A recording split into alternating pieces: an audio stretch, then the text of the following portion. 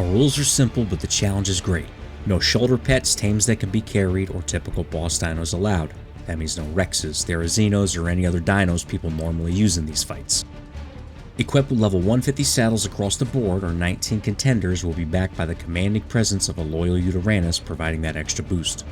No Overseer because the movement speed required to get through the tech cave then chase the Overseer during the fight would shorten our list by a lot. It's important to note that tames in this series aren't typically used during boss battles because of the amount of mutations you need to make them competitive, but all of the dinos competing will have around 23,000 health and 1200% melee. This will give them all a fair shot at defeating at least one of the Guardians.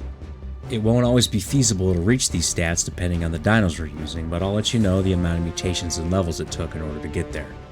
You can make the call on if the juice is worth the squeeze based off whatever server settings you're using.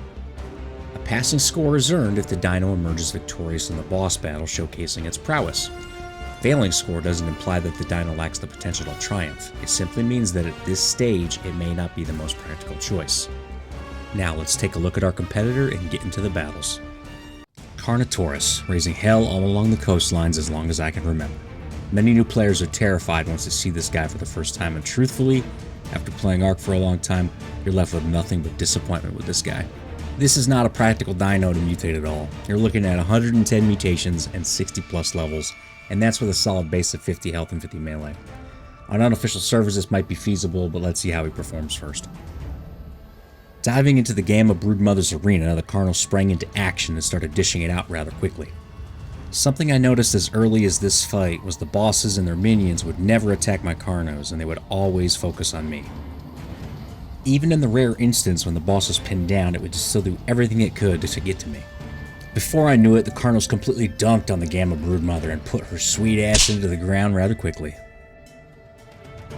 Next up we have the Gamma Megapithecus. The infamous ape is notorious for requiring a lot of DPS to take him down, and I was mildly worried considering the Carno's damage was only in the mid 500s.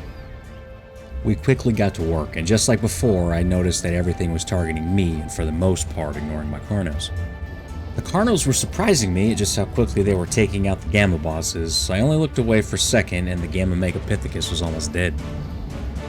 I wasn't sure what was up with the hyperfixation on me, but it wound up making this fight particularly easy and earned the Carno squad another passing score. With our toughest challenge up next, the Gamma Dragon was an interesting fight. An interesting several fights, actually. No matter what I did during this fight, I kept running into the same problem. The dragon wouldn't aggro on any of the Carnos and kept pursuing me. What made matters worse was the hitboxes on the Carnos wouldn't prevent the dragon from getting through them.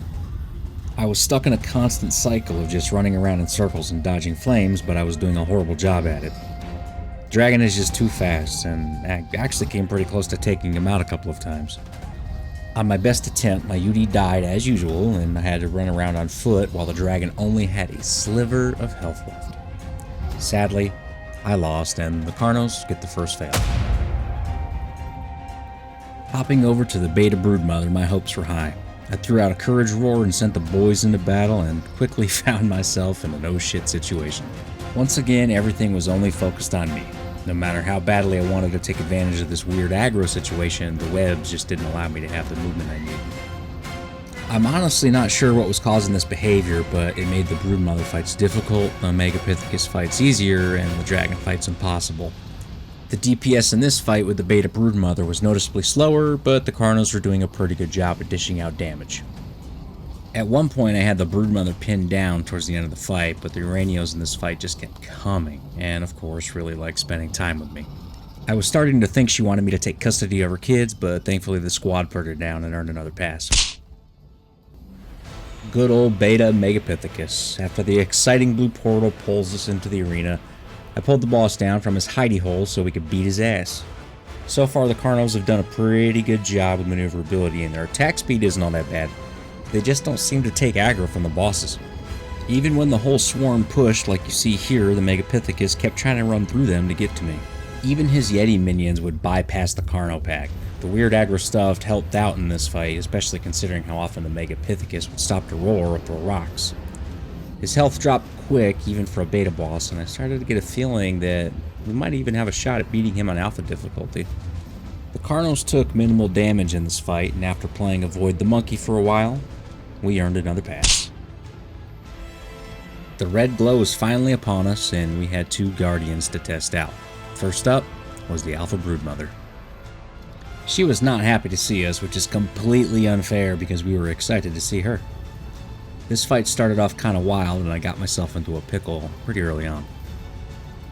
After I escaped, I decided to try a different strategy, and I set my dinos to aggressive and started targeting some of the Uranios. I figured that if I could just keep moving and the Carnos could attack everything, then maybe, eventually, I'd whittle her down enough and squeeze out the victory. My Yudi was taking a pounding, and it was impossible to get away from the onslaught after getting hit with a web. My health was almost depleted, but the alpha broodmother still had more than half her health bar left. After my Uranus died, I took off on foot, hoping my Carnos could keep her pinned down and kill her while I avoided the Uranios, but when I looked back, I noticed all the focus was no longer on me and she was slaughtering all the Carnos.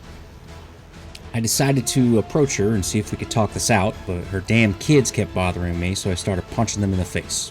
Apparently she didn't like that and decided to take matters into her own hands and put me to sleep, handing us another fail. For our last challenge, we head into the Alpha Megapithecus arena. After getting that ass whooping from the broodmother, I didn't think the team would perform much better in this fight. He was on us rather quickly, and we started playing our favorite game of run away from the monkey. Honestly, even if the Carnos were able to reach boss fighting stats without a ridiculous amount of mutations, I don't think I'd ever enjoy using them, because I can't just sit back and be lazy on my Yudi. Rocks were flying all over the place, and we were being chased by apes like we fell into an exhibit at the zoo. The Carnos were putting a nice dent into the Megapithecus, and to be honest, at this point, I got pretty confident, and I let the big man take a few swings at me just to keep him still. With a face full of shit and a heart full of courage, we pushed on while taking very little damage. It didn't take long before we were able to finally take him out and earn a pass against one of the island's alpha bosses.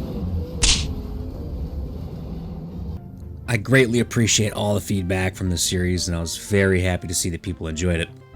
Please like and subscribe and let me know in the comments what other underdogs you'd like to see try this out. Thank you so much for your support. Thanks for watching, and I'll catch you on the next one.